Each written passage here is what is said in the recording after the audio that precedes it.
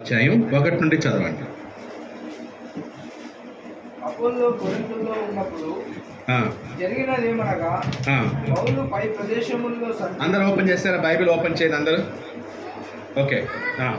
అపోల్లో కొరింథులో ఉన్నప్పుడు ఉమ్. జరిగినదేమనగా ఆ. పౌలు పై ప్రదేశములలో సంచరించి ఆ. ఎఫెసునకు వచ్చి ఉమ్. కొందరు శిష్యులను చూచి, మీరు విశ్వసించినప్పుడు పరిశుద్ధాత్మను పొందితిరా ఉమ్. అని వారిని అడగగా, ఆ. వారు పరిశుద్ధాత్ముడు ఉన్నాడన్న సంగతియే మేము వినలేదని చెప్పి పరిశుద్ధాత్ముడు ఉన్నాడన్న సంగతియే మేము వినలేదని చెప్పిరి. పరిశుద్ధాత్మను పొందారా? పరిశుద్ధాత్మ వరాన్ని పొందారా? పరిశుద్ధాత్మన ఎవరైనా ఏంటి పరిశుద్ధాత్మ అంటే? అసలు మాకు ఆ సబ్జెక్టే, పరిశుద్ధాత్మ సబ్జెక్టే మాకు తెలియదండి అన్నారు. అప్పుడు పౌలు ఏమన్నాడు దానికి? వారు పరిశుద్ధాత్మ ఉన్నాడన్న సంగతి మేము వినలేదని చెప్పింది. ఆ. అప్పుడు అతడు, అలాగైతే మీరు దేనిని బట్టి బాప్తిసం పొందుతారని అడగగా, ఆ. వారు యోహాను బాప్తిసమును బట్టి అని చెప్పింది. మరి ఇప్పుడు ఏ బాప్తిజం పొందారు మీరు? యోహాను బాప్తిజం పొందాము. ఏ బాప్తిజం పొందామన్నారు వాళ్ళు? యోహాను బాప్తిసము.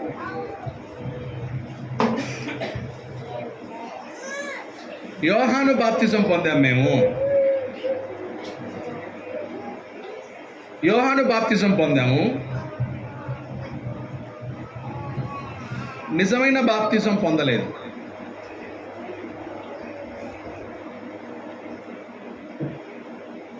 యోహాను బాప్తిజం పొందలే. సరే, యోహాను బాప్తిజం పొందాం. నిజమైన బాప్తిజం ఏంటో వాళ్ళకు తెలియదు. ఏంటి యోహాను బాప్తిజం? అప్పుడు చెప్తున్నాడు, చదవండి. అందుకు పౌలు, ఆ. యోహాను తన వెనుక వచ్చి వాని యందు ఆ. అనగా యేసునందు విశ్వాసం ఉంచవలని ప్రజలతో చెప్పుచు, ఆ. మారు మనసు విషయమైన బాప్తిసం ఇచ్చానని చెప్పారు. మారు మనసు విషయమైన బాప్తిజం. యోహాను బాప్తిజం ఏంటన్నమాట? మారు మనసు విషయమై. కేవలం ఏ బాప్తిజం ఇది? మారు మనసు బాప్తిసం. మారు మనసు విషయమై మాత్రమే బాప్తిజం ఇచ్చాడు యోహాను. యోహాను బాప్తిజంలో పాప క్షమాపణ లేదు. యోహాను బాప్తిజంలో రక్షణ లేదు.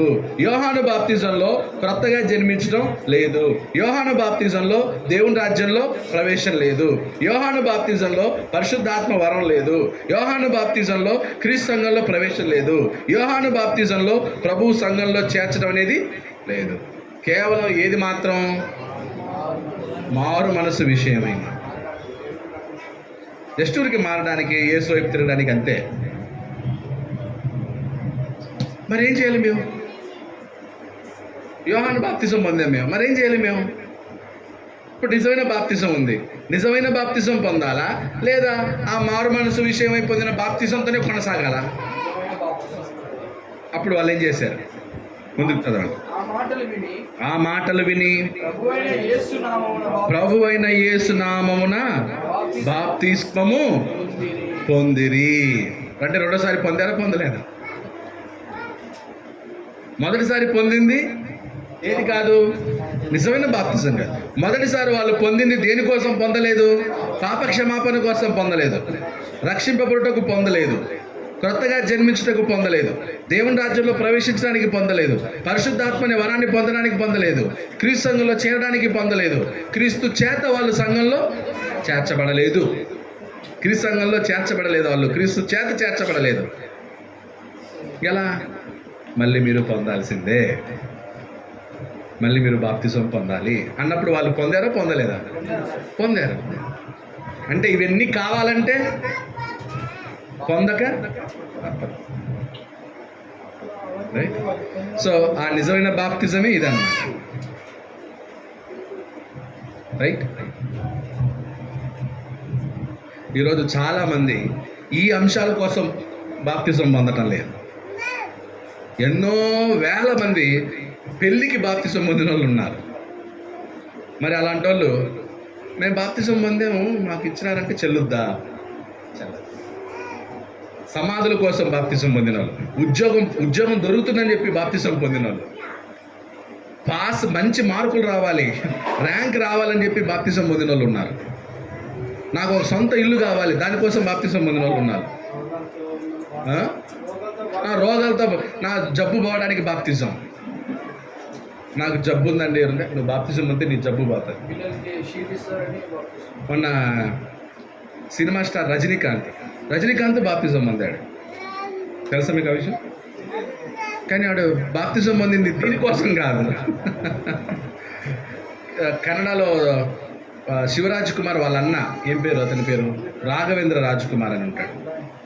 పునీత్ కాకుండా శివరాజ్ కాకుండా ఇంకొకటి ఉన్నాడు, రాఘవేంద్ర రాజ్. వాడు బాప్తిజం పొందాడు. ఎందుకు? స్ట్రోక్ కొట్టింది. స్ట్రోక్ కొట్టినప్పుడు పాల తాంగి దగ్గరికి వెళ్ళి బాప్తిజం పొంది వచ్చాడు. ఆ తర్వాత అక్కడ బాప్తిజం పొంది వచ్చిన తర్వాత మళ్ళీ ఇదే వాళ్ళ బాప్తిజాలు చెల్లుతాయా? మాట్లాడలేదు. రజనీకాంత్ పొందిన బాప్తిజం చెల్లదు, రాఘవేంద్ర రాజ్ కుమార్ పొందిన బాప్తిజం చెల్లదు. అంటే వాళ్ళు తెలియక అసలు తెలియదు వాళ్ళకి. అలా ఎంతోమంది తెలియకుండా వేరే కారణాల కోసం బాప్తిజం పొందేవాళ్ళు రైట్. సో రెండోసారి బాప్తిజం పొందడం తప్పు కాదు, గుర్తుపెట్టుకుంటా. రెండోసారి బాప్తిజం పొందడం తప్పు. సరైనది కానప్పుడు ఎన్నిసార్లు పొందినా ప్రయోజనం లేదు. నువ్వు అది కరెక్ట్ కాదు, ఎన్నిసార్లు పొందినా వేస్ట్. చిన్న ప్రశ్న వేస్తారు కదా, బాప్టిజం ఒకటే కదా అని. బాప్తిజం ఒక్కటే కానీ నువ్వు పొందింది కరెక్ట్ అయింది కాదు. బాప్తిజం ఒక్కటే ఇది అన్నమాట. నువ్వు ఎక్కడో వెళ్ళావు, వేరే దానికి ఇది వెళ్ళావు. ఇప్పుడు వాళ్ళు కూడా యోహాను బాప్తిజం పొందారు. యోహాను బాప్తిజం పొందే వాళ్ళు ఎక్కడ కంటిన్యూ అవుతున్నారు సంఘంలో.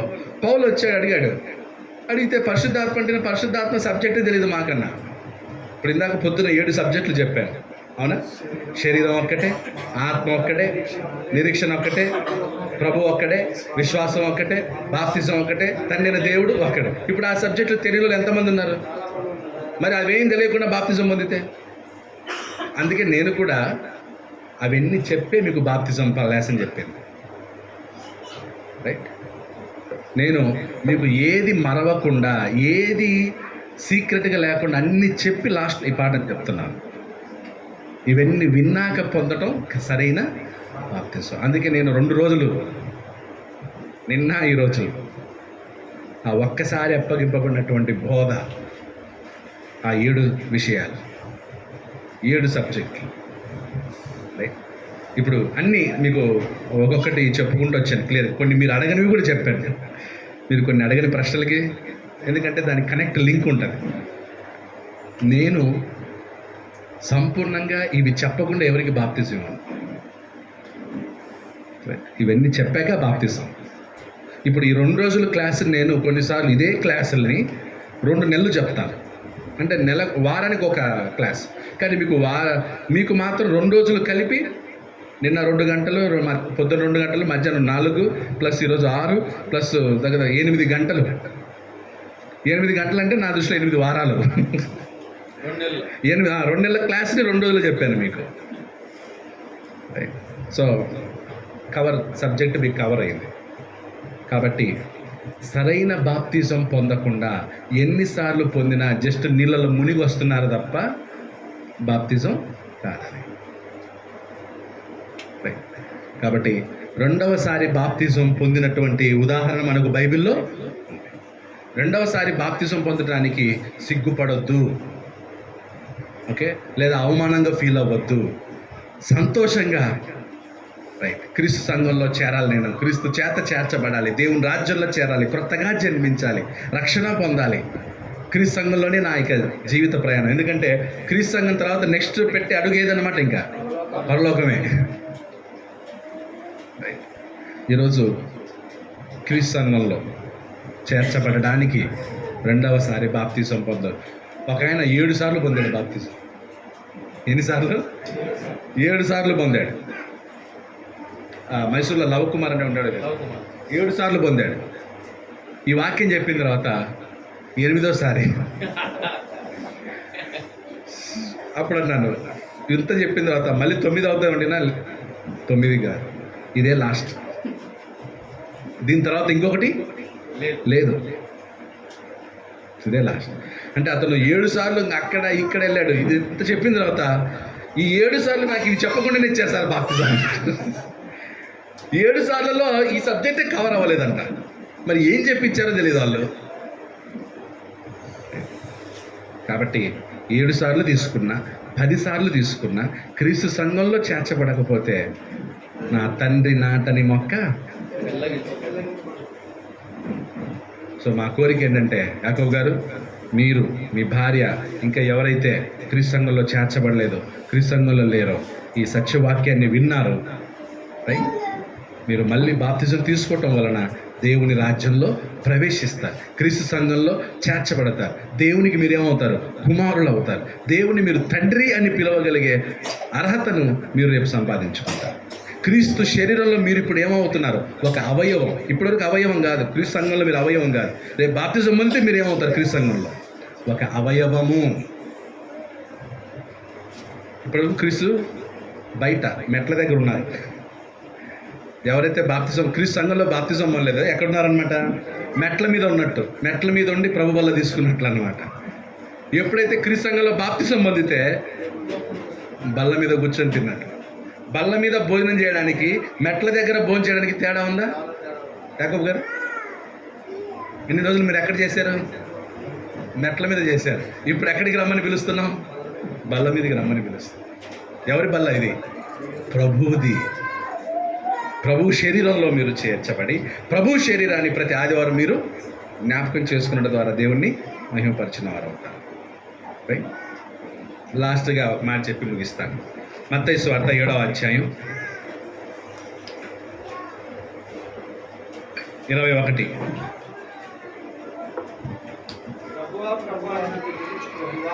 ప్రభువా ప్రభువా అని నన్ను పిలుచు ప్రతివాడు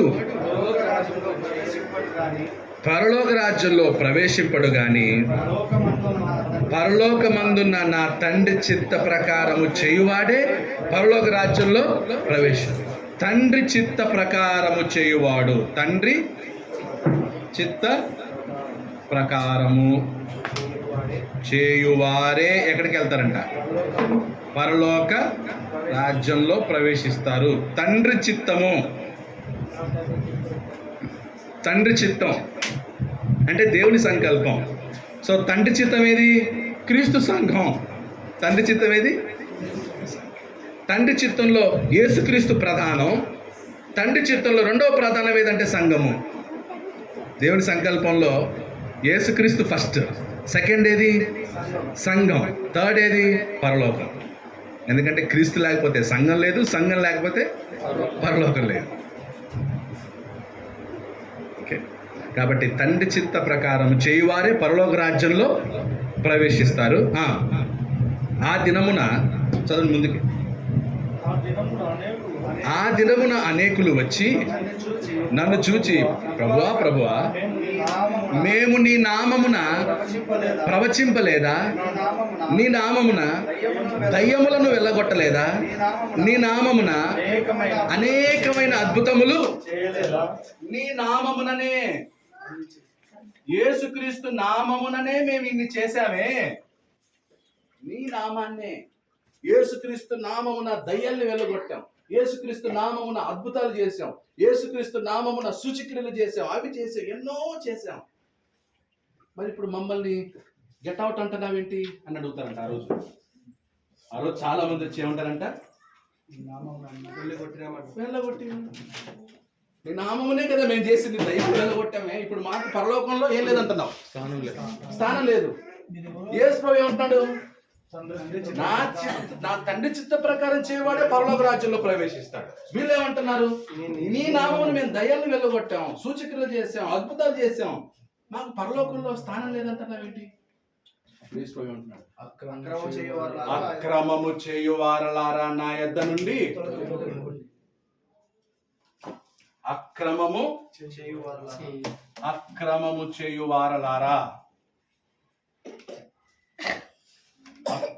చేయువారలారా నా యొద్ద నుండి.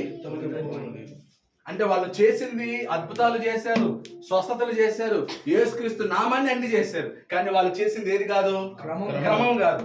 ఎలా చేశారు? అక్రమం చేశారు. యేసు ప్రభు నామమును వాడుతూనే అక్రమం చేశారు. యేసుక్రీస్తు పేరటనే అన్యాయం చేశారు. యేసుక్రీస్తు పేరును వాడుకుని అక్రమం చేశారు. అక్రమం అంటే ఏంటి? Legal, illegal. అక్రమం అంటే ఇల్లీగల్, క్రమము అంటే లీగల్. ఓ ఇల్లీగల్ ఫెలోస్, ఇల్లీగల్ చేసిన వాళ్ళు. ఇప్పుడు స్మగ్లింగ్ లీగలా? ఇల్లీగల్. బ్లాక్ మనీ లీగలా? ఇల్లీగల్. మరి అది దబ్బే కదా, అది దబ్బే కదా. కానీ ఏంటన్నమాట, క్రమం లేదు. తెలియకుండా, ప్రభుత్వానికి తెలియకుండా ఏదైతే చేస్తావో అదేంటది? దేవుని సంకల్ప ప్రకారం కానిది, దేవుని చిత్త ప్రకారం కానిది అంతా కూడా ఏంటన్నమాట? అక్రమం. నువ్వు అద్భుతాలు చేసావు కానీ అది దేవుని చిత్తం కాదు. ఎందుకంటే ఇది అద్భుతాల కాలం కాదు కాబట్టి. స్వస్థతలు చేశాను నేను, స్వస్థతలు చేసి ఎంతో మందిని దేవుని రాజ్యానికి తీసుకొచ్చాను. నువ్వు అక్రమంగా తీసుకొచ్చావు. సువార్త చెప్పి ఈరోజు సంఘంలోకి తీసుకురావాలా? అద్భుతాలు చేసి సంఘంలోకి తీసుకురావాలా? అది క్రమం. అద్భుతాలు చేసి అవి చూపించి, మ్యాజిక్లు చూపించి, అవి చూపించి, ఇవి చూపించి అనేక మందిని సంఘంలోకి తీసుకొస్తే ఏ మార్గం అది? అక్రమం. అందుకే అంటాడు, అక్రమం చేయు వాళ్ళారా నా యుద్ధ నుండి మీరెవరో నాకు తెలియదు. ఇప్పుడు చెప్పండి, క్రీస్తు సంఘం లీగలా? ఇల్లీగలా? లీగల్. మనుషులు స్థాపించినవి ఇల్లీగల్. మీరు ఎక్కడ ఉంటారు? అంతే. నేను బెంగళూరు నుంచి ఇక్కడికి వచ్చింది లీగల్గా ఉన్న సంఘాన్ని గురించి. నేను ఇల్లీగల్గా చేయగలను కానీ అది దేవుని చిత్తం. దేవుని చిత్తం కానిది నేను ఎంత చేసినా ఏమి యూజ్? ఇప్పుడు సతీష్ కుమార్ పెద్దది స్థాపించాడు కానీ అది దేవుని చిత్తం ప్రకారం కాకపోతే ఏంటి? వేస్ట్. అది దేవుని చిత్తం కాదు. పెద్ద పెద్ద సంఘాలు కట్టడం లేదా పెద్ద పెద్దవి చేయటం అది దేవుని చిత్తం కాదు. ఏమి చేసినా అది ఎలా ఉండాలన్నమాట? లీగల్గా ఉండాలి, క్రమంగా ఉండాలి, దేవుని చిత్తం. సో ఇప్పుడు మీరు బాప్తిజంలో ఎలా పొందాలి? క్రమంగా పొందాలా? అక్రమంగా పొందాలి? సో క్రమంగా బాప్తిజం పొంది క్రీస్తు సంఘంలో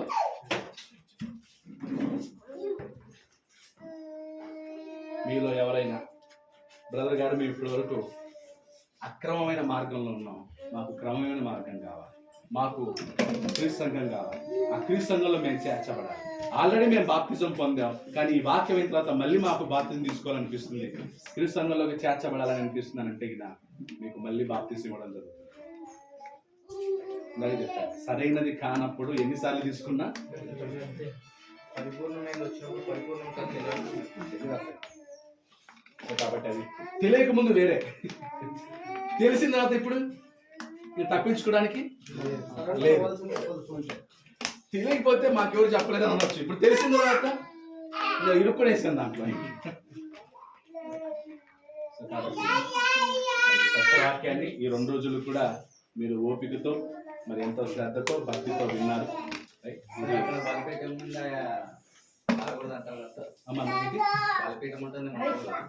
అక్కడ మేము ఎవరు రాకూడదు కానీ అంతా క్లీన్ చేసి సబ్జెక్ట్ మాత్రం పోవచ్చు. లేదు, అవన్నీ పరిశుద్ధ స్థలం ఒకటే ఉండేది, పరిశుద్ధ స్థలం పరలోకం. ఇక్కడ వాళ్ళది నేను చూసా అక్రమం అదంతా. అవన్నీ అక్రమంలోకి తీసుకురావాలి. క్లీన్ చేస్తాము. వాళ్ళు వచ్చిన టైంకి మనం అక్కడ పోకూడదు పాపం. అందుకే కదా దాని గురించి వచ్చారు. పరిశుద్ధ స్థలం పరలోకం. ఈరోజు పరిశుద్ధ స్థలం, దేవుడు నివాసం ఉండే స్థలం ఏంటంటే మన హృదయం కదా. హృదయమే నీ ఆలయం, హృదయమే నీ ఆలయం క్రీస్తు, నీ నామమే మా గానం. మన హృదయమే దేవుని ఆలయం, మన హృదయమే పరిశుద్ధ స్థలం. ఇదేంటి పరిశుద్ధ స్థలం? ఎవరు చెప్పేది పరిశుద్ధ స్థలం? ప్లేస్ కాన్సెప్ట్ లేదు. పరిశుద్ధమైన స్థలం ఏదన్నమాట? హృదయం. మీ హృదయములలో నివసింపనీయుడి, మీ హృదయములో క్రీస్తును ప్రతిష్ఠించుడి అన్నాడు. క్రీస్తు ఉండాల్సింది ఎక్కడ? దేవుని సన్నిధి అనేది ఎక్కడ? ఏది కాదు, స్టేజ్ కాదు, స్టేజ్ కాదు. దాని మీద చెప్పులు వేసుకొని వెళ్ళొచ్చు, షూస్ వేసుకొని వెళ్ళొచ్చు, అదేంటి స్థలం కాదు. ఇది పవిత్రమైన స్థలం కాదండి. అర్థమవుతుందా? ఇప్పుడు మీరు కొంతమంది మనం చెప్పులు వేసుకొని రారు, ఎందుకంటే కింద కూర్చుంటాం లేదా పేడ దొక్కి వచ్చుంటాం. పేడ దొక్కి వచ్చిన తర్వాత లోపలికి వచ్చిన తర్వాత వాసన కదా, మన ఊర్లో పేడ ఇవి కంపు మట్టి ఇవన్నీ ఉంటాయి, బురదంతా దొక్కి వస్తాం. అందుకని చెప్పులన్నిటిని ఏం చేస్తాం, బయట వదిలి లోపలికి వస్తాం. అదే రోడ్లన్నీ నీట్గా శుభ్రంగా ఉంటే అంతే. అర్థమవుతుందా? పరిశుద్ధ స్థలం ఏది? ఇంకేమైనా క్వశ్చన్స్? Any questions?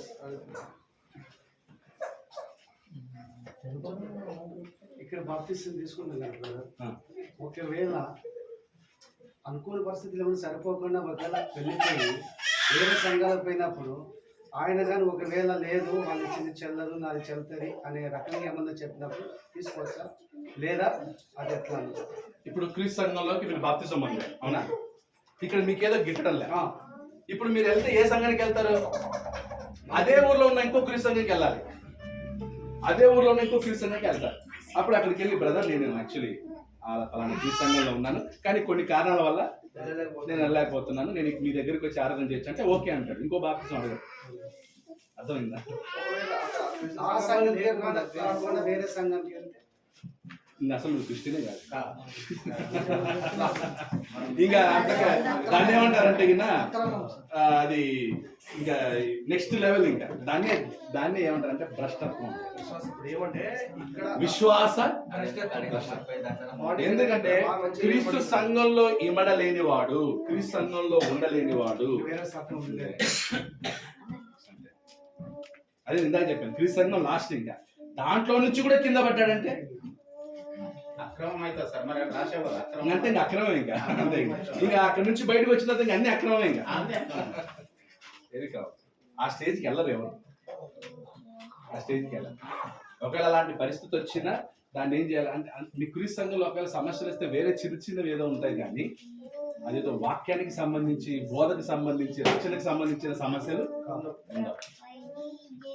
ఏదో కొంచెం మనస్పర్ధలో లేదా మమ్మల్ని గుర్తించట్లేదో, మా పేరు చెప్పడం, ఇలాంటి చిన్న చిన్న ఉంటాయి తప్ప వాక్యానికి సంబంధించి, రక్షణకి సంబంధించి అలాంటివి సమస్యలు ఉంటాయి. ఒక అబ్బాయి మా సంఘంలోనే ఒక అబ్బాయి స్టేజ్ మీదకి వెళ్ళాడు, ఏదో మాట్లాడుతున్నాడు, ఎక్సైట్ అయిపోయి. అప్పుడు పెద్దలు వచ్చేసి రైట్ నోటికి ఏదో వచ్చేది మాట్లాడుతున్నాం, ఫస్ట్ దిగుస్తాను అక్కడి నుంచి అన్నారు అన్నమాట. ఒక పెద్ద ఆయన, ముస్లిం, 75 సంవత్సరాలు ఉన్నాయి. కిందికి దిగాడు, కిందికి దిగి వచ్చిన తర్వాత హర్ట్ అయిపోయాడు. నన్ను అలా అనేసారని చెప్పేసి చర్చికి రావడం మానేశాడు. 3 నెలలు ఉన్నాడు, ఎక్కడ కుదరలే. మళ్ళీ అక్కడికి వచ్చాడు, ఎక్కడికి వెళ్ళలేకుండా అంకుల్ నాకు సారీ అంకుల్, నాదే తప్పైంది, స్టేజ్ మీద అలా మాట్లాడకుండా ఉండాల్సింది నాదే తప్పైంది, నన్ను క్షమించాను. రే నిన్ను క్షమించాలి, నా బిడ్డవి, నేను బిడ్డలాగా నేను అరుస్తాను, గర్దిస్తాను అని ఆయన కలుసుకొని చేర్చుకొని వాళ్ళిద్దరు వస్తున్నారు. అలా ఫ్యామిలీలో ఎలా ఉంటాయి అలా ఉంటాయి తప్ప పెద్దలు తండ్రి తల్లిగా ఉండి గద్దించవచ్చు, హెచ్చరించవచ్చు. కొన్నిసార్లు కొంతమంది వెంటనే ఏమవుతారనమాట, రియాక్ట్ అవుతారు. అలాంటివి ఏమన్నా జరగవచ్చు. కానీ క్రీస్తు సంఘం మీ చివరి డెస్టినేషన్ అంతే, అది కట్టుకోండి. ఇంకా తర్వాత మళ్ళీ ఇంకొకటి లేదు. ఓకే, నాకు ఇప్పుడు ఎవరన్నా వచ్చి 10 కోట్లు ఇస్తాను క్రీస్తు సంఘం వదిలేసి మా సంఘానికి ప్రీచర్గా రాంటే నేను 10 కోట్లు ఇచ్చిన వెళ్ళదు. ఎందుకంటే నాకు ఏది క్రమమో తెలుసు, ఏది అక్రమం తెలుసు. 10 కోట్లకు నేను క్రమాన్ని వదిలేసి వెళ్తాను. అర్థం మీరు వెళ్తారా దేవదాస్ గారు? నాకెందుకంటే 50 లక్షలు ఇస్తారట, 50 లక్షలు ఇస్తారట క్రీస్తు సంఘం వదిలేసి. తర్వాత నరకమే కదా. ఇంతవరకు పడిన ప్రయాసం ఎన్నికేసుకుంటుంటే ఇంత బిజినెస్ మ్యాన్ ప్రయాసం ఏమైనట్టు, ఇంకా మన ప్రయాసం ఏమైనట్టు. ఇప్పుడు మీ వయసు ఎంత? 43. ఇప్పుడు 43లో మీరు క్రీస్తు సంఘంలోకి వచ్చారు. ఒక 60 అనుకోండి, ఒక 70 సంవత్సరాలు అనుకోండి, అంటే ఇంకొక 27 సంవత్సరాలు క్రీస్తు సంఘంలో మీరు అనుభవం. క్రీస్తు సంఘంలో అనుభవం, ఎక్స్పీరియన్స్ 27 years. మీకు ఎన్ని సంవత్సరాలు క్రీస్తు సంఘంలో? 30 సంవత్సరాలు. మీకు ఎన్ని సంవత్సరాలు క్రీస్తు సంఘంలో? 40 సంవత్సరాలు. ఎలా ఉండదు? స్ట్రాంగ్ అన్నమాట. ఇప్పుడు 60లో క్రీస్తు సంఘంలోకి వస్తే ఎలా ఉంటుంది? 60లో క్రీస్తు సంఘంలోకి వస్తే చేసేకి ఏముండదు. ఏముండదు అనమాట. అందుకే ఎంత తొందరగా ఎంత చిన్న వయసులో వస్తే అంత. అది ఇప్పుడు ఫిలిప్ వచ్చాడు క్రీస్తు. ఎన్ని సంవత్సరాలు ఉంది? 50 సంవత్సరాలు ఉంటుంది. అది 50 సంవత్సరాలు క్రీస్తు ఎన్ని చేయొచ్చు? అందుకే క్రీస్తు సంఘంలో వీలైనంత తొందరలో రావడానికి అవకాశం దొరకదు. మీకు కూడా వయసు ఏమన్నా లేదు, 40 అంటే ఇంకా 20 years 20 years బలం. ఆ 20 years మీ బలాన్ని క్రీస్తు సంఘంలో ఎనీ క్వశ్చన్? సో ఇలా మేము వాక్యాన్ని నేర్పుతాం. బెంగళూరులో బైబిల్ కాలేజ్ ఉంది. బైబిల్ కాలేజ్ పెట్టి కూడా ఇలాంటి యవనస్తులకి ట్రైనింగ్ ఇచ్చి వాళ్ళు రెడీ చేస్తున్నాం. అలాగే మరి శాంతరాజ్ అలాగే నాగరాజ్ వీళ్ళిద్దరూ నేషనల్ ఉండి వస్తారు. వీళ్ళిద్దరు మా స్టూడెంట్స్ బెంగళూరుకి వస్తారు. ప్రతి నెల 3 రోజులు బెంగళూరులో ఉంటారు. శాంతరాజు నాగరాజ్ ఇద్దరు కోసిగి నుంచి వస్తాడు. శాంతరాజు ఫస్ట్ బ్యాచ్లో ఉన్నాడు. నవంబర్లో 3 సంవత్సరాల ట్రైనింగ్ నవంబర్లో ఫినిష్ అవుతుంది. గ్రాడ్యుయేషన్ ఉంది. Nagaraju second batch. నెక్స్ట్ 2025 జనవరిలో వాళ్ళది గ్రాడ్యుయేషన్ అవుతుంది. సో ఇద్దరు యవనస్తులు బైబిల్ ట్రైనింగ్ ఇప్పుడు అవుతున్నారు. భవిష్యత్తులో ఈ ఆదోని ప్రాంతంలో మంచి సేవకులు చేయాలనేది మా కోరిక. దేవదాస్ గారు కానీ నేను కానీ మరి ఇందాక సజీవరావు గారు కూడా మాట్లాడుకుంటూ మాది వయసు అయిపోయింది బ్రదర్, నెక్స్ట్ జనరేషన్ రావాలి, యవనస్తులు మేము రెడీ చేయాలి అని అంటున్నారు వాళ్ళు. సో కాబట్టి భవిష్యత్తులో యవనస్తులు రావాలి. మీరు సిద్ధపడి వస్తే మేము నేర్పించడానికి. నేను ఒక పాఠం చెప్పాను, సిద్ధుడైన ప్రతివాడు తన గురువును పోలి ఉంటుంది. సో బాగా ట్రైనింగ్. ఇప్పుడు మీకు 2 రోజులు చెప్పాను. ఎలా ఉంది 2 రోజులు? 3 సంవత్సరాలు ప్రతి నెల 3 రోజులు ఎలా ఉంటుందో ఒకసారి ఊహించారు. అలా మీ ప్రాంతం నుంచి యవనస్తులు మీరు పంపించండి బైబిల్ ట్రైనింగ్. బైబిల్ ట్రైనింగ్కి మీ యవనస్తుల్ని పంపించండి. ఓకే, 30 సంవత్సరాల లోపల ఉన్న వాళ్ళని మీరు బైబిల్ ట్రైనింగ్ పంపించండి. 40 ఉన్నా ఓకే, కానీ ఎక్కువ ప్రిఫరెన్స్ ఎవరికంటే 30లో ఉన్న వాళ్ళైతే వాళ్ళు ట్రైనింగ్ 30 లోపల పూర్తి చేసుకుంటే ఇంకో 30 సంవత్సరాలు మంచి సేవ చేస్తారు. స్టూడెంట్స్కి రానుకోని ఛార్జీలు ఉంటాయి, భోజన వ్యవస్థ ఉంటుంది, అక్కడ ఉండడానికి ఉంటుంది. ఓకే, సో కాబట్టి యవనస్తులు బైబిల్ ట్రైనింగ్ ఛార్జెస్ మేమే ఇస్తాం. అక్కడ 3 పూట్ల భోజనాలు మేమే ఇస్తాం. చదవడం ఉండాలి, రాయడం రావాలి, హోంవర్క్ చేయాలి. కొంచెం ఉంటుంది కదా, స్టూడెంట్స్ ఎలా ఉంటారు తెలుసు కదా, అలా ఉంటుంది. 3 రోజులే, నెలలో 3 రోజులు. మిగతా టైంలో మీ పని వ్యాపారం చేసుకోవచ్చు, ఉద్యోగాలు చేసుకోవచ్చు కదా. 3 days మీరు మేనేజ్ చేసుకుంటే నెలకి. 3rd బ్యాచ్ జనవరి తర్వాత స్టార్ట్ చేస్తాం. ఈ లోపల మీరు ప్రిపేర్ అయ్యే వాళ్ళు ఎవరు ఉంటుందో చూడండి. జనవరి 2025లో 3rd బ్యాచ్ స్టార్ట్ అవుతుంది. ఆ 3rd బ్యాచ్కి ఇప్పుడే అప్లికేషన్స్ కొంతమంది తీసుకుంటాం. ఎవరైనా ఇష్టం ఉన్నట్లయితే మీరు మాకు తెలియచేయండి. సో ప్రత్యేకంగా మరి ఎవరైతే క్రీస్తు సంఘంలో బాప్తిజం పొందకుండా చేరలేదో వాళ్ళు మళ్ళీ బాప్తిజం పొంది క్రీస్తు సంఘంలోకి చేరారు. ఎంత మాత్రం ఏం లేదన్నమాట, తప్పు. ఇంకా మీరు మంచిగా చేస్తున్నారు, ఎందుకంటే అక్రమంలో నుంచి దీంట్లోకి వస్తున్నారు. అక్రమంగా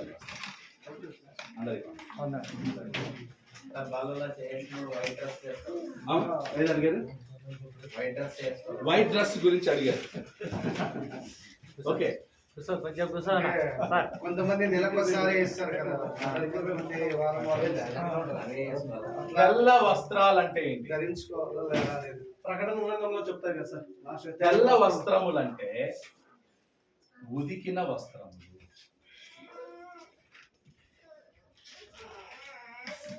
తెల్ల వస్త్రాలు అంటే ఏంటి? కలర్ కాదు, తెలుపు రంగు కాదు. తెల్ల వస్త్రాలు అంటే మురికిని వదిలించిన.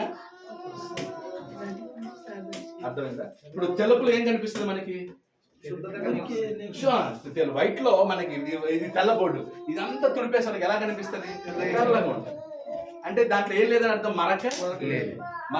మరక లేనిది అని తెల్లదాన్ని, తెల్లదాంట్లో మరక ఉండదు. అలాగే ఉదకడం అంటే ఇలా మరకలు లేకుండా, కల్మషం లేకుండా ఉదికిన వస్త్రములు అంటాడు. ఓకే, తెల్లని వస్త్రాలు అంటే ఇలా దాని అర్థం నిజంగా బట్టలు కాదు, మనసుని ఉదుక్కొని, హృదయాన్ని ఉదుక్కొని, హృదయంలో కల్మషం ఇవేవి లేకుండా రండి అని అర్థం. ప్రభు వాళ్ళ దగ్గరికి వచ్చిన అంతే తప్ప తెల్ల బట్టలు వేసుకొని పొద్దున బాగా గొడవ కొట్లాట్లాడి తెల్ల చీర కట్టుకొని వచ్చి ప్రభు వాళ్ళు చేయమని కాదు. చేసిన పనులన్నీ ఎదవ పనులన్నీ చేయడం, తెల్ల బట్టలు వేసుకుని రావడం, ఏం తెలియనట్టు ఉండటం. తెల్ల బట్టలు చూసి దేవుడు ఏం చేయడు అనమాట, కనికరం చూపడు. నీ హృదయం తెల్లగా ఉండాలి, నీ మనసు తెల్లగా ఉండాలి. అదే అది తెలుపుకి ఇచ్చిన విలువ. ఏమైందంటే శ్రీలంక తెలుసు కదా, శ్రీలంకలో బుద్ధిజం ఎక్కువ. శ్రీలంకలో బుద్ధిస్టులు ఉంటారు. బుద్ధిస్టులు వాడేది తెలుపు.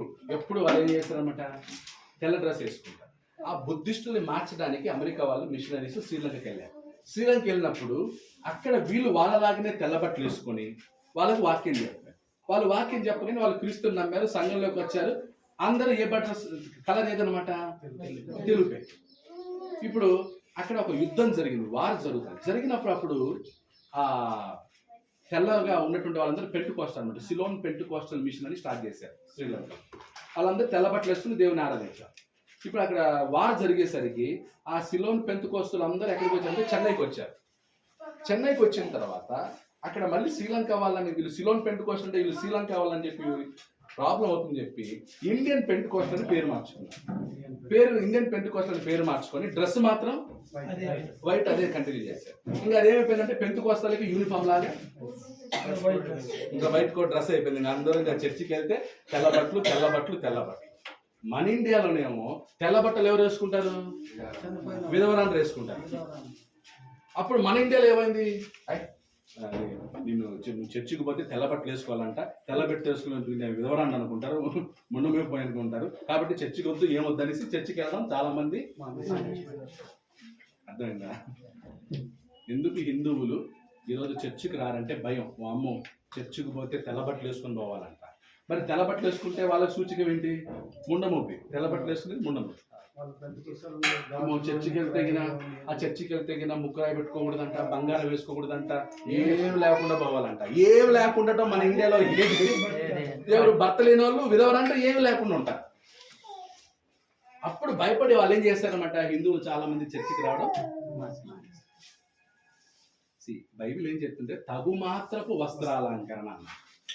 అంటే ఒక ముక్కురాయి ఓకే, ఒక దండ ఓకే, ఒక 2 గాజులు 2-3 గాజులు ఓకే. ఏది కూడా ఓవర్గా చెయ్యొద్దని, మితముగా ధరించాలని అర్థం. అంటే తప్ప ఏమి వేసుకోకూడదని కాదు, బంగారమే వేసుకోకూడదని కాదు. ఒక 2 కమ్మలు, స్త్రీకి అందం కదా, 2 కమ్మలు, ఒక ముక్కురాయి, ఒక దండ, ఓకే, గాజులకి అది స్త్రీతనం ఉంటుంది, ఆడతనం ఉంటుంది. ఆడతనంకి ఏంటంటే నాకు అలంకరించుకుంటేనే అర్థమైందా? కానీ ఇప్పుడున్న వచ్చిన పాస్టర్లు ఏంటంటే మొత్తం బంగారం వేసుకోకూడదు, తెల్ల బట్టలు వేసుకోవాలని చెప్పి అది ఒక కండిషన్ లాగా పెట్టేశారు. అది తప్పండి. యూనిఫామ్ లేదు, క్రిస్టియానిటీకి ఏం లేదు, యూనిఫామ్ లేదు. తెల్ల బట్టలు వేసుకోవాలనే రూలు లేదు. ఏ బట్టలను వేసుకో, కానీ ఉతికిన వేసుకో. మరి కొంతమంది జెంట్స్ వచ్చేసి మీసాలు గడ్డలు చేసుకుంటారు. ఎందుకంటే స్త్రీతో పోల్చబడింది కదా సంఘము. సంఘమందరం కూడా ఈ రకంగా ఉండాలనేసి మీసాలు గడ్డలు తీసేసుకున్నారు కూడా ఉన్నారు. దానికి ముడి పెట్టొద్దండి, దానికి ముడి పెట్టదు. మా ఫ్రెండ్ సర్కిల్లోనే చాలా చేసినారు లేదు అలాంటి చేసి. కొన్నిటికి సూచకాలు సూచనలు ఆనవాళ్ళు ఉన్నాయి. ఇప్పుడు స్త్రీ అని ఎలా కనుక పెడతాం తెలిసిపోతుంది. స్త్రీకంటే స్త్రీతత్వం ఉంది. అందుకే కొన్ని వాక్యం కూడా ఏం చెప్తుంటే స్త్రీ వేషం పురుషులు వేసుకోకూడదు, పురుషుని వేషం స్త్రీ వేసుకోకూడదు. ఇప్పుడు కొంతమంది స్త్రీలు జీన్స్ ప్యాంట్లు వేసుకుంటారు. మీరు బెంగళూరుకి వస్తే ఎక్కువ మంది జీన్స్ వేసుకుంటారు అమ్మాయి. ఇప్పుడు దాన్ని మేము ఖండించట్లే. ఎందుకో తెలుసా, ఇప్పుడు బండ్లో వెళ్తారు, స్కూటర్లు, 2 వీలర్లు వెళ్తారు. 2 వీలర్లు వెళ్ళినప్పుడు చీరలో వెళ్ళడం అది చాలా సమస్యలు. అదే జీన్స్ వేసుకుంటే కంఫర్ట్ ప్లస్ స్పీడ్, యాక్టివ్, ఉద్యోగం చేయాలి, పరిగెత్తాలి, అక్కడికి వెళ్ళాలి, ఇక్కడికి వెళ్ళాలి. సో ఇప్పుడు దాన్ని అడ్డం పెట్టుకొని ఆమె నేను చర్చిలో నుంచి వెలివేయటం కరెక్ట్? మన మైండ్ మెచ్యూర్ అలా ఉండాలి. అర్థం? ఇప్పుడు ఒకప్పుడు 2 జల్లు వేసుకునేవాళ్ళు, ఇప్పుడు వేస్తున్నారు 2 జల్లు. ఇప్పుడు ఒకప్పుడు స్కూల్లో 2 జల్లు వేసుకునేవాళ్ళు, ఇప్పుడు అది లేదు. స్కూల్లో చెప్పడంలే, చేంజ్ అవుతుంది, చేంజ్ అవుతా ఉంది. కాలం బట్టి కొన్ని చేంజ్ అవుతాయి. దాన్ని మనం ఏం చేయకూడదు అనమాట, భూతొందరలో పెట్టి ఈ బ్రాహ్మణులు చూసినట్టు ఏం చేయకూడదు. చూడండి, మన వస్త్రాధారణ దేవుని రాజ్యానికి అడ్డు రాకూడదు. వస్తారు. ఇప్పుడు ఎవరన్నా హిందువులు మన చర్చికి బొట్టు పెట్టుకొని వచ్చారనుకోండి, వెంటనే ఏది బొట్టు పెట్టుకున్నా తీసి పడే అంటే నెక్స్ట్ డే రాదు మీ చర్చికి. ఎవరో వచ్చారు వాళ్ళు ఫస్ట్ రాని, ఎవరన్నా హిందువులు వచ్చారనుకోండి ఫస్ట్ రాని, స్లోగా వాళ్ళు ఏం చేసుకుంటారు తెలుసుకుంటారు. అసలు వచ్చింది కదా ఆమె, వచ్చినామని వెంటనే మనము ఏదో పెద్ద ఇంకా స్ట్రిక్ట్ లాగా బొట్టు పెట్టుకోకూడదు తెలుసా అంటే నెక్స్ట్ నుంచి రాదు. లేదా అమ్మాయి వచ్చి అదే నేను బొట్టు పెట్టుకున్నాను ఏమని అంటారంటే ఏం పర్లేదు రా, నీకే తెలుస్తుంది, పోతూ పోతూ నీకే అర్థం అవుతుంది, ఇప్పుడేం నువ్వేమి. అప్పుడు తను వస్తా వస్తా వస్తా వస్తా వాక్యం వింటూ వింటూ వింటూ ఏం చేస్తుంది, తనంతట తానే. మా సంఘంలో కొంతమంది ఉన్నారు అలా మెంటల్ వాళ్ళు. ఎవరో పాప వచ్చుంటారు, జస్ట్ నేర్చుకున్నాను వచ్చుంటే కదా వెనకలుండి ఎక్కడి నుంచి వచ్చా అని అడుగుతారు అన్న. మేము పలానా తెచ్చుకుంటున్నా, ఏది ఆ చర్చి నుంచి వచ్చావా, నువ్వు ప్రభుబల తీసుకోవద్దు మా చర్చిలో అంటారు.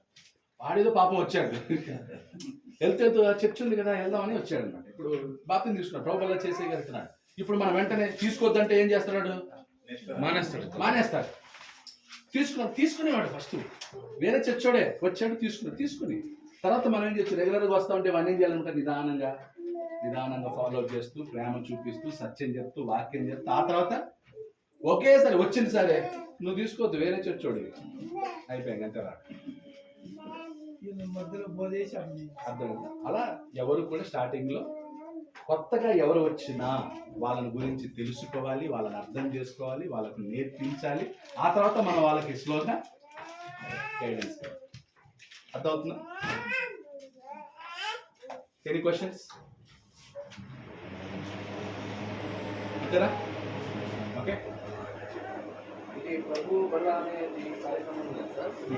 కొంతమంది ఏం చేస్తారంటే ఆదివారం ఉంటే కాక ప్రతిరోజు ఎప్పుడైనా వాళ్ళకి ఇష్టం వచ్చిన రోజు, శుక్రవారం కావచ్చు, శనివారం కావచ్చు, సోమవారం కావచ్చు, వాళ్ళకి ఇష్టం వచ్చిన రోజు చూసుకుంటారు. బయట మీటింగ్లో కావచ్చు. ప్రభు బల్ల ఆదివారమే చేయాలి. ఆదివారమే ఎందుకంటే యేసుక్రీస్తు పునరుత్థానుడైన దినం. నంబర్ 1 యేసుక్రీస్తు ఏమయ్యాడు. నంబర్ 2 అపోస్తులు ఏ రోజులు చేశారు, మనకు మాదిరి ఎవరు, అపోస్తులు. అంతే. ఇంకా ఈ మధ్యలో చేసేదాన్ని కొత్తగా సృష్టించొద్దు.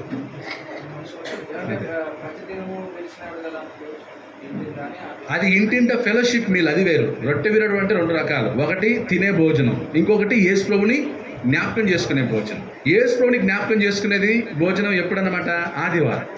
తినే భోజనం సహవాసం కలిసి అది ఎప్పుడన్నమాట, ప్రతిరోజు. అప్పుడు ఏంటంటే ప్రతిరోజు ప్రార్థన కూడుకునేవాళ్ళు.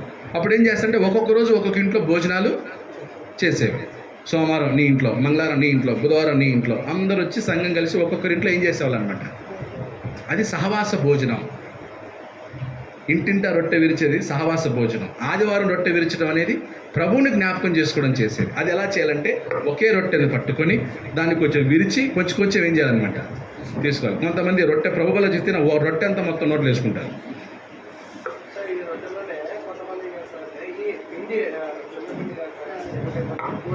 ఏ పిండి ఓకే, రొట్టె అయితే ఓకే, అవి కాదు. సో రొట్టె వచ్చి ఆదివారం ఉదయం సిద్ధపరచాలి. ఎవరు సిద్ధపరచాలంటే పరిశుద్ధులే. బాప్తిసం పొందిన వాళ్ళే ఆ రొట్టెని ఏం చేయాలి, సిద్ధం చేయాలి ఆ రోజు. ఓకే. పోయి బేకరీలో బన్ను తీసుకురావడం, బేకరీలో బ్రెడ్ తీసుకొచ్చి ఇవ్వడం చేయకూడదు. లేదా ఎవరింట్లోనో రొట్టె ఉంటే ఆ రొట్టె తీసుకోవడం, లేదా మన ఇంట్లో ఆ రోజు చపాతీ చేసుకొని ఆ చపాతీలో ఒక చపాతీ తీయడం కాదు. పిండి తీసుకొని అది ప్రభువు యొక్క శరీరం అనే వివేచనతో, జ్ఞానంతో ఏం చేయాలన్నమాట, ఆ రొట్టెను సిద్ధపరిచి స్పెషల్గా ప్రభు బల్ల కోసమే ఆ రొట్టెని ఏం చేయాలి, తయారు చేయాలి. ఇప్పుడు చపాతీలు చేసావు, నువ్వు తినడానికి 6 చపాతీలు పిండి సపరేట్గా కలిపాయి. ప్రభు బల్ల కోసం మళ్ళీ సపరేట్గా ముద్ద వేరే చేయి. దాంట్లో నుంచి మళ్ళీ ఏం చేయదు. ఇది ప్రభు శరీరం కోసం తయారు చేసే రొట్టె. ఆ పిండి ఇంతే ఉంటుంది కదా, ఇంత పిండి తీసుకొని దాన్ని మాత్రం చేసి అదే రొట్టెని తీసుకొని ఇది వచ్చారు. ఎందుకంటే పులియంది మళ్ళీ పాత తీయకూడదు. ఫ్రిడ్జ్లో పెట్టింటుంది. నిన్న చపాతీ చేసి ఉంటావు, ఫ్రిడ్జ్లో పిండి పెట్టి ఉంటావు, దాన్ని వేస్ట్ చేయడం ఎందుకని దాంతో రొట్టె చేసి ప్రభు బల్లకి తీసుకురాకూడదు. క్లియర్? మాత్రమే ఉంటాయి కదా సార్. అవి తీసుకోకూడదు. ఇప్పుడు మనం గెలిచేటప్పుడు రొట్టె నుంచి అందరూ ఎంత తీసుకున్నాను, అయితే అది సెపరేటెడ్ గా సింగిల్ కాయిన్ మాత్రమే ఉంటుంది. దాన్ని పరిశుద్ధులు మాత్రం తీసుకున్నవాడు మాత్రమే చేయాలి. అది ఆ బిల్లలు చేయకూడదు. నో బిల్లలు. గోధుమ పిండి కానీ జొన్న పిండి కానీ ఏ పిండి అవైలబుల్ ఉంటే ఆ పిండిని కొంచెం తీసుకొని దాంతో రొట్టె చేసి చేయాలి. బిల్లలు చేయకూడదు. ఆ బిల్లలు ఎప్పుడు చేసి ఉంటాడు? ప్యాకెట్ పెట్టి ఉంటాడు. బన్ను ఎవడు చేశాడు? అయ్యంగారు చేసి ఉంటాడు. వాడికి యేసుప్రభుతో సంబంధం ఏంటి? వాడు చేసిన బన్ను మనం తినాలా? పరిశుద్ధుల చేత సిద్ధపరచబడినటువంటి రొట్టెను మనం అది స్పెషల్గా అదే మైండ్తో చేయాలి. ఇప్పుడు సంఘంలో ఎవరైనా స్త్రీలు ఆదివారం ఉదయం స్నానం చేసి ఒక పిండి తీసుకొని, ఓకే, అరచే పిండి కొంచెం తీసుకొని దాన్ని సిద్ధం చేసి ఒక రొట్టె వచ్చేంత చేసేసి తీసుకురావడం. అయిపోయింది. ఓకే, నో బిల్లలు చేయొద్దండి. బన్నులు లేదు, బ్రెడ్ లేదు. ఒకసారి వాళ్ళు చేస్తారు, బ్రెడ్ పట్టుకొచ్చేస్తారు. ఇంకో అది చెప్తాం కదా, అందుకే క్రమంగా మన పాలు. రైట్, అందరికీ వందనాలండి. ఎవరైనా బాప్తిజం పొందడానికి ముందుకు వస్తే మరి వాళ్ళకి బాప్తిజం ఇవ్వడం జరుగుతుంది. ఈరోజు కాకపోయినా రేపైనా మళ్ళీ ఎప్పుడైనా సహోదరులు ఉంటారు. మీ యొక్క దీన్ని తెలియదు, ఎందుకంటే బలవంతంగా తీసుకోకూడదు. నేను చెప్పాల్సింది నేను చెప్పాను. నేనేం చేశాను? నా చేతులు కడిగేసుకున్నాను. చెప్పాల్సింది చెప్పి కడిగేసుకున్నాను. ఇంకా డిసిషన్ ఎవరిది అనమాట? మీది, మీ నిర్ణయం. అందరికీ వందనాలు. సరే, మంచిది. మనము ప్రశ్నలు వేసినటువంటి సమాధానం అన్నిటికీ క్లారిటీ వచ్చింది కదా. నెక్స్ట్ మరి బ్రదర్లు మనం ఏర్పాటు చేస్తే వాళ్ళు మనకి ఏం చెప్పాలో వాళ్ళు నిర్ణయించుకొని చెప్పడానికి వాళ్ళకి అవకాశం ఇస్తాం. మన అట్లా సోదరులు వాళ్ళని ఊరూరు తిరిగి ఎంతమందిని చూసినారో మనకు తెలీదు, వాళ్ళ అనుభవం కలిగిన వారు. నెక్స్ట్ మనం స్టూడెంట్ తయారు చేస్తామండి, ఒక్కొక్కరిని. నాలాంటి ముదిరిన వాళ్ళని తీసుకొని వచ్చి బాగు చేస్తామంటే వాడు బాగుపడాడు. అలాంటి వాడు పట్టుకొని మనం కూడా బేజారు కాకూడదు. ఇది అనుభవం తెలుసుకోండి. మరి జనవరిలో వాళ్ళ క్లాసులు ఉంటావంట. 3 రోజులు, నెలకి 3 రోజులు మీరు చక్కగా చేయొచ్చు. మీ పనులు చేసుకుంటూ మీకు రానుపోను వాళ్ళు ఛార్జ్ చేస్తారు, ఫుడ్ ఇస్తారు కదా. మీ అనుభవం పెరిగిపోతుంది, మంచి సేవకులు అవుతారు. దాన్ని మరవద్దండి. మళ్ళీ మనం అనుకూలమైతే ఈ వర్షాకాలం దాటేలోగా ఒకసారి బ్రదర్ని మళ్ళీ మనం పిలిపించుకొని వాళ్ళకి తోచింది మనకి అందించడానికి అవకాశం ఇస్తామండి. సరేనా? ఇంకా ఏమైనా బాప్తిసాలు తడువు చేయటం ఎందుకు? నీ పాపాలు కడిగి వేసుకోమని అపోస్తల కార్యము తెలియజేస్తూ ఉన్నది. తడువు చేయకూడదు. దాని గురించి ఎంత త్వరగా తీసుకుంటే అంత త్వరగా మంచిది. సరేనా? మరి మీ తరఫున మా తరఫున సహోదరులకి, దేవదాస్ సార్కి, ప్రశాంత్ సార్కి చాలా చాలా వందనాలు. వారు అంత దూరం నుంచి మన దగ్గరికి ఎంతో వాళ్ళు ఉత్సాహంతో వస్తారు. మనం ఇక్కడ పక్క నుండి మనము రావడానికి ఎంత ఇది చేస్తామో. మరి ఆఖరి ప్రార్థన మన దేవదాస్ సార్ దగ్గర ప్రార్థన చేసుకుందామండి. సాయంకాలం మన ఇంటికాడ సాయంకాలము బ్రదరు యాకోబన్ ఇంటికాడ ప్రార్థన కూడికుంటుంది. మరి రాత్రి 10:30కి ఆయనకు ప్రయాణం ఉంటుంది. అవన్నీ సమయాన్ని ఆయన సద్వినియోగం చేసుకుంటాడు. అక్కడ మంచి వర్తమానం అందిస్తారు. అందరూ హాజరు కండి. ఓకేనా? మరి ప్రార్థన. వందనాలండి. బ్రదరు ప్రశాంత్ బ్రదరు, మేము చాలా ఊర్లకు ప్రయాణం చేస్తుంటాం. ఎవరు ఆసక్తి కలిగి దేవుని వాక్యం వినాలని కుతూహలం కలిగి ఉంటారో ఆ చోటుకి ఎంత దూరమైనా కానీ వెళ్తూ ఉంటాం. మీకు తెలుసో తెలీదో, టిప్టూర్ అనే ప్రాంతంకి నలుగురే ఆ ఊరిలో ఉండేది నలుగురే అండి. భార్యాభర్తలు. ఆ ఊరికి బ్రదరు సంవత్సరం ప్రయాణం సంవత్సరం వాళ్ళకి వాక్యం చెప్పేకి సంవత్సరం ప్రయాణంలోన పొద్దున్నే మేము 5కి లేచి యశవంతపురం పోతే, యశవంతపురంలో మాకు 7 గంటలకంతా మాకు ట్రైన్ చిక్కింది. ఆ ట్రైన్ ఎక్కితే కరెక్ట్గా 8:30కంతా మేము టిప్టూర్లో దిగుతాం. అప్పుడు ఆ సంఘ సభ్యుల్లో ఒక అబ్బాయి ఆటో తోలుతాడు. ఆటో తీసుకొచ్చి వాళ్ళ ఇంట్లో మాకు టిఫిన్ పెడితే 10:30కి వాక్యం స్టార్ట్ చేస్తే 2:45 వరకు నాన్ స్టాప్గా వాక్యం చెప్పాలి. 3 గంటలకు ట్రైన్ ఉంటుంది. 3 గంటలకు తిరగా మేము అక్కడి నుంచి మాకు 13 కిలోమీటర్లేమో ఆ ఊరు. తిరగా మమ్మల్ని తీసుకొచ్చి రైల్వే స్టేషన్ లేడిస్తే మేము తిరగా 6 గంటలకు వస్తే తిరగా మేము రాత్రి 7 గంటలకి 7:30కి ఇంటికి వెళ్ళిపోతాం. అట్లా 2 సంవత్సరాలు తిరిగాం. దేనికోసం అంటే మహాదేవుడు మనల్ని రక్షించాలి, మనమందరం దారి తప్పిపోయిన దానికోసం మనం రక్షించాలి అనే కుతూహలన ఒక స్వార్థికునికి మాత్రమే ఉంటుంది. ఎందుకంటే ఆ దేవుని మనసుని ఎరిగినవాడు స్వార్థికుడు.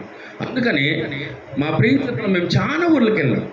మీకు ఇక్కడ ఇటు పక్క ధర్మారంలోన బత్తలపల్లి అనే ప్రాంతంలో మరమేకలపల్లి అనే ఒక చోటు ఉంది. అక్కడ బేల్దార్ మేస్త్రీలు ఇద్దరు పొట్టుకుట్టు కానీ బెంగళూరుకి వస్తే వాళ్ళకి వాక్యం చెప్తే వాళ్ళు కన్వర్ట్ అయిన వారికి బాగా తీడి వారికి వాక్యం చెప్పిన తర్వాత ఒక్కొక్కరు 3 సంఘాలని వాళ్ళు పనిచేసుకుంటూ సేవ చేస్తారు. గంగాధరు, సాంసన్ అని బైబిల్ స్కూల్లో ట్రైనింగ్ కూడా ఎక్కుతున్నారు.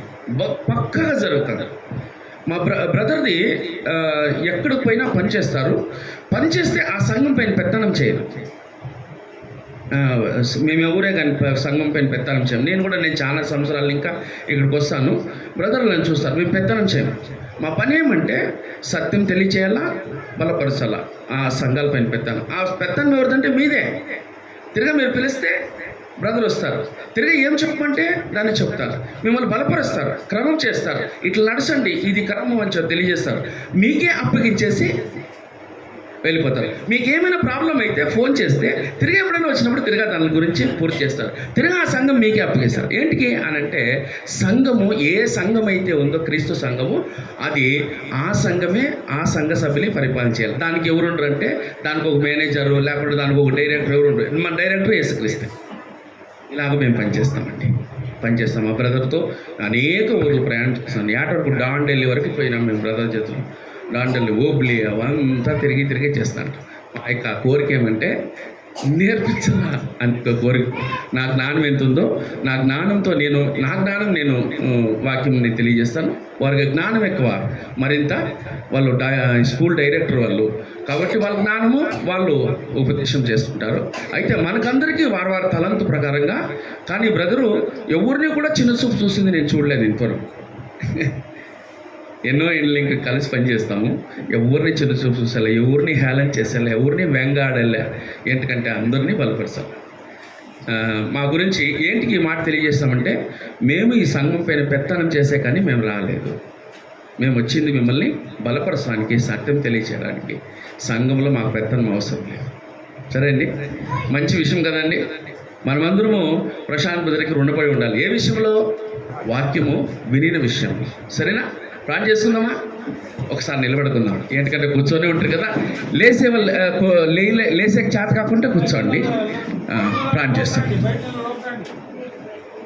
సర్వశక్తిమంతుడైన మా తండ్రి, మీ యొక్క పరిశుద్ధ ఘనమైన నామానికి స్తోత్రాలు.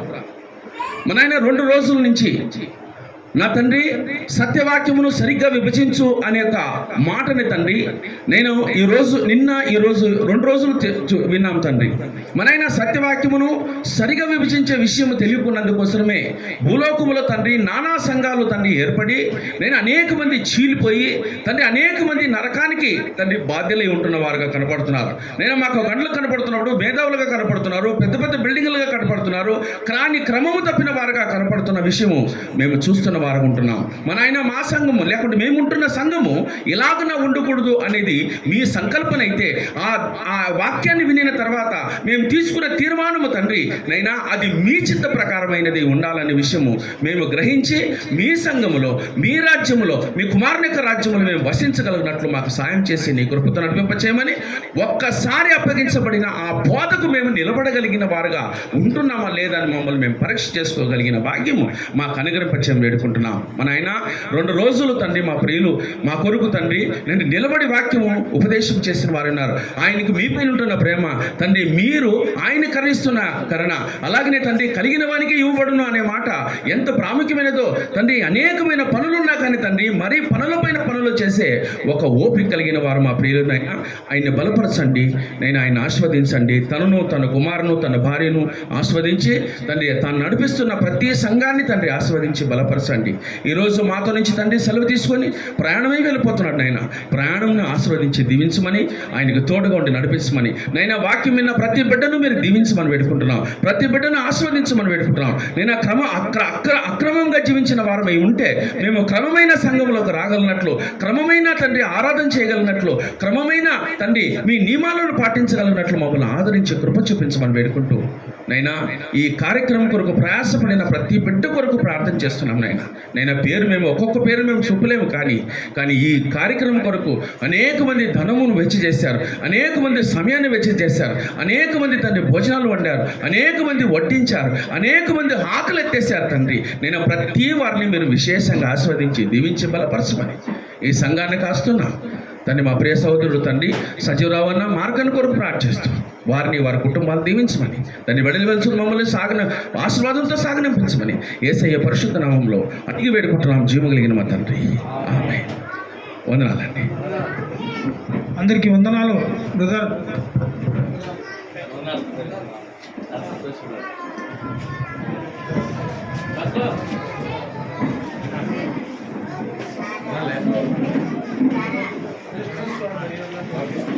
నా